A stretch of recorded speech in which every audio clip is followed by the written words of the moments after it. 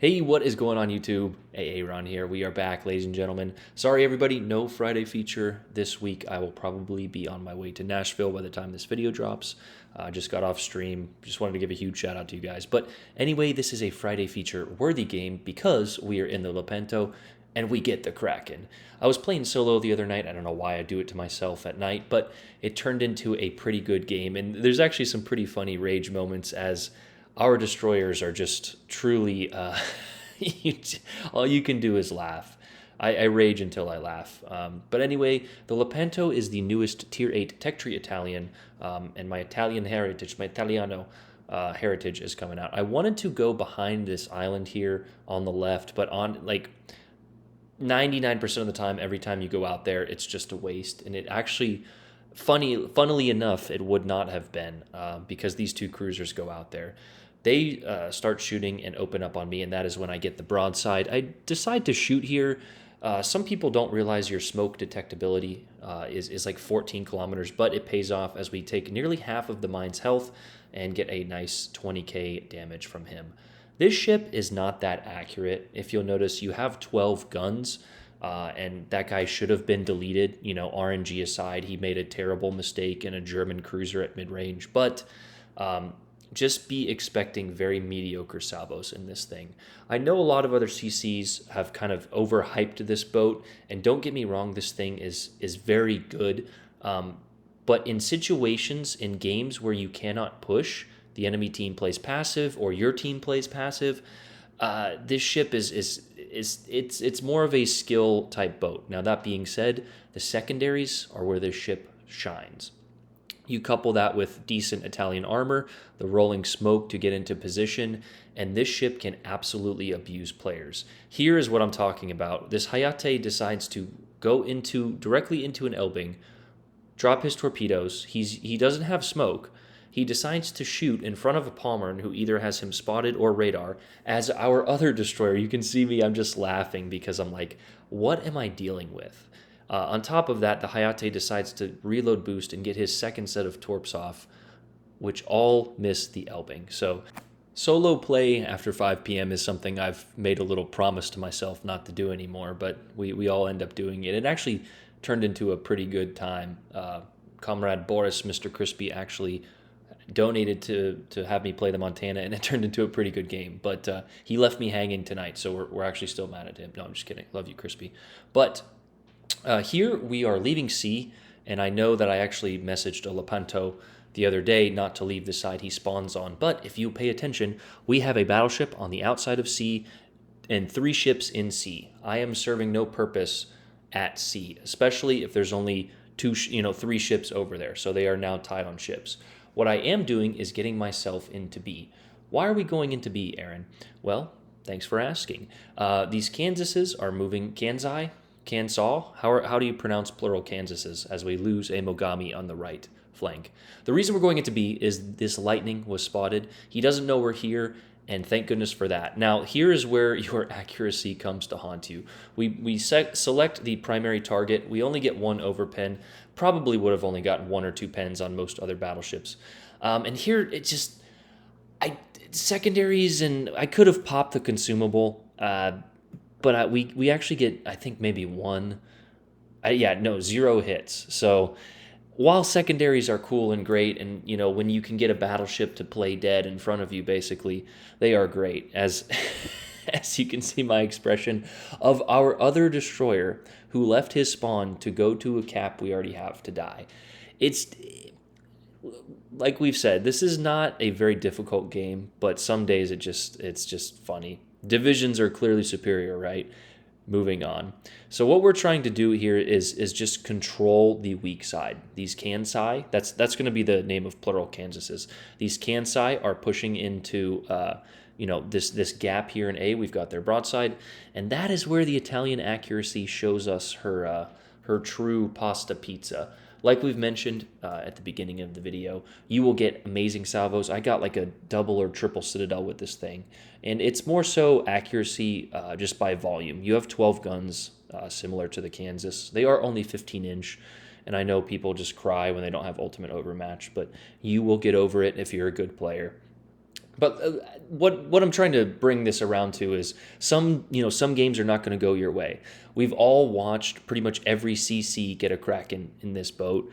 Durka just posted one. Meta got one day one, and a lot of other CCs and people and content creators have posted videos.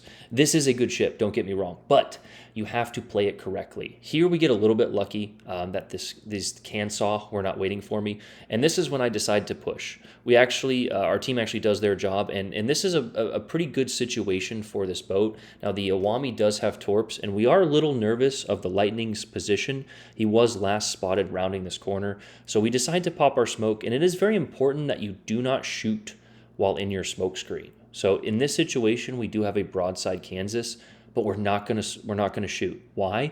Because our secondaries are ripping that Iwami apart while he was spotted, and when he was spotted, he was getting absolutely blistered. But he decides to shoot, and then that's when they open back up.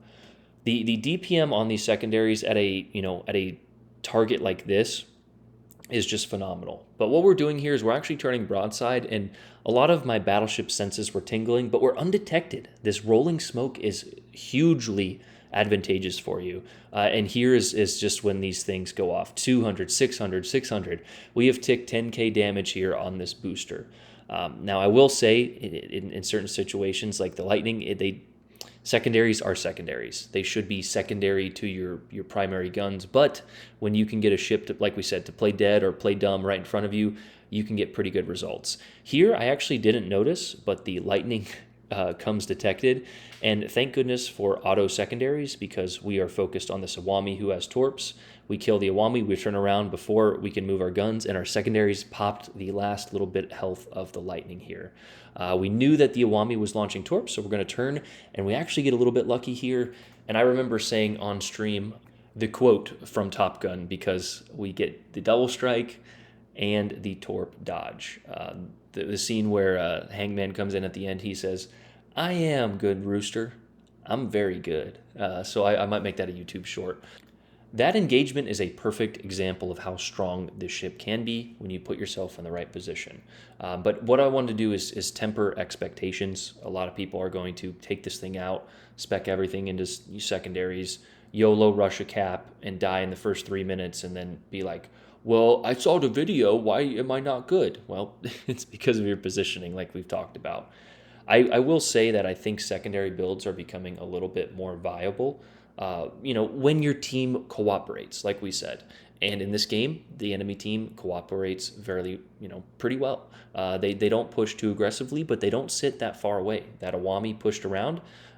We got secondaries on that Lightning. We got, smoke. We put ourselves in the right position.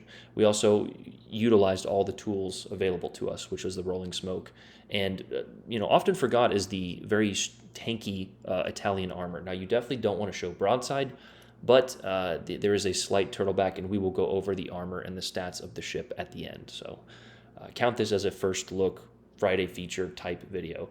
And here we have the accuracy again on display. So you can just see me. 3 out of 12 at 12 kilometers there for 3 overpins. Now, again, overpins RNG, but 3 out of 12, that's just... I know you can't have everything strong on a boat, but maybe give it just a touch more. If this thing had 0.1 or 0.2 more sigma or grouping, or tightly, maybe a little bit better dispersion, I would put it in the OP category. But if you know how to counter this thing, you shoot out its secondaries. You can do that, by the way. They're fairly protected on the Italians, but you can shoot out the secondaries. You get its broadside, you torp it, you radar it. Anyway, you allow it to overcommit and make a mistake, then this ship is just like any other. At this point, the game has swung in our favor. It appears as if this Roma lagged out or quit the game. It seems to be a trend recently, like we mentioned, especially with destroyers at the beginning of games. But I've moved into the A cap. Our team has basically secured the C cap. It is a battleship versus a Baltimore. Now, we do have a very low Hayate, but he is behind us, so we're not really too worried about him. And we are pretty much full health. We have gotten shot, but we've utilized our smoke, island cover, and positioning. We've talked about this a lot. Positioning to mitigate a lot of our damage. For example, rounding that corner in the middle of a turn as to not give broadside.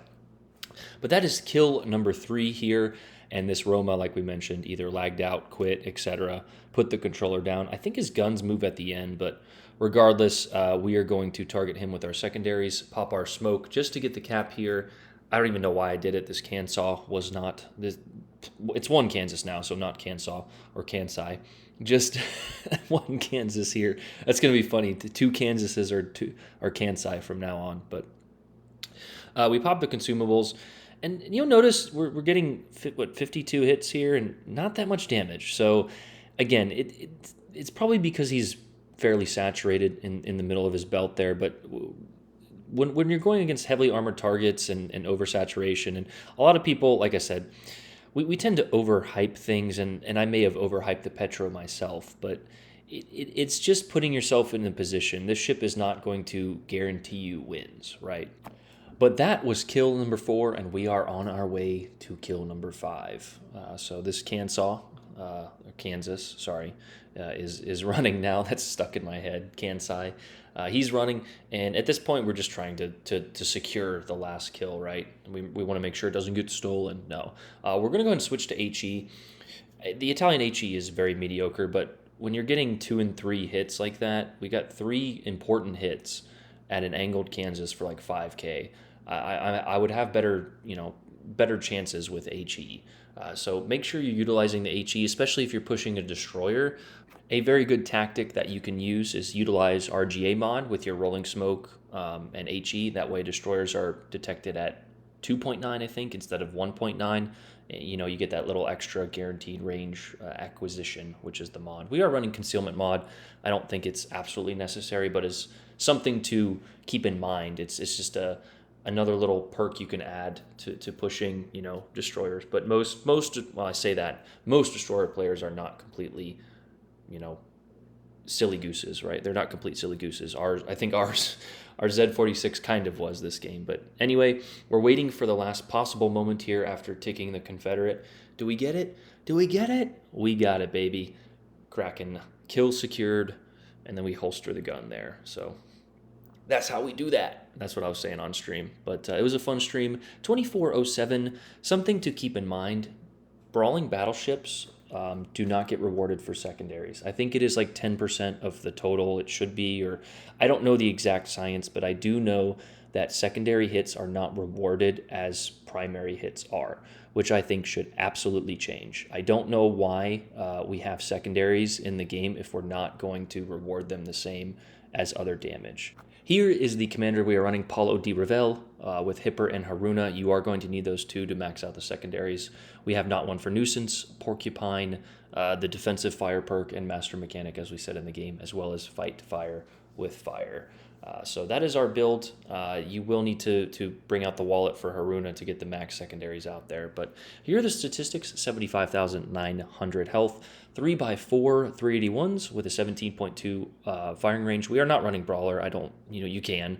83 AA, which is pretty average. Maneuverability is that, and then the concealment with concealment mod is 13.3. I think somebody asked me for a flex, and there it is. So make sure you guys check out my new fitness channel. I feel cringeworthy saying that, but 32 millimeter bow with a little bit of an icebreaker, a pretty good torpedo protection, a decent casemate, but you will take chunky penetrations from that casemate, and a pretty protected citadel. You can see it has a slight angle there, so you won't necessarily get citadeled up close. I guess you could if they will overmatch that, but they'd have to get through that other layer of armor. So yeah, it's pretty protected, but you don't want to show broadside in Italian battleships. It's just kind of a rule.